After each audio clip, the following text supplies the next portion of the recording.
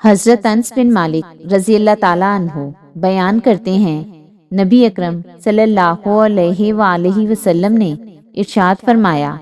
اپنے ماں باپ کے لیے کمانے والا تاکہ انہیں بچا کے رکھے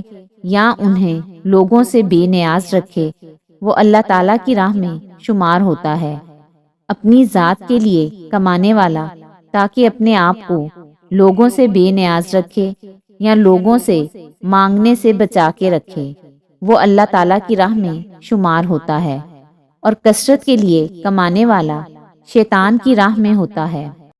حضرت سیدہ عائشہ صدیقہ رضی اللہ تعالیٰ عنہا بیان کرتی ہیں،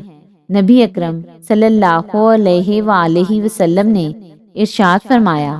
جو شخص دن میں مدینہ منورہ کی 7 اجوا کھجوریں کھا لے گا، اسے اس دن میں زہر نقصان نہیں پہنچائے گا، اور جو شخص رات میں کھا لے گا اسے زہر نقصان نہیں پہنچائے گا۔ حضرت حارث بن سعد اپنے والد کا یہ بیان نقل کرتے ہیں، میں نے عرض کی، یا رسول اللہ،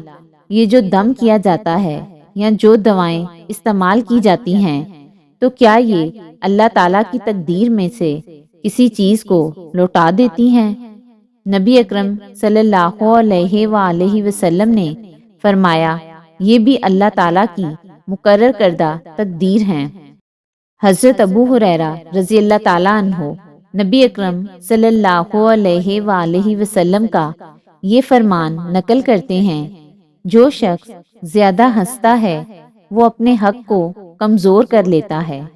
اور جو شخص نہار منہ پانی پیتا ہے اس کی قوت کم ہو جاتی ہے۔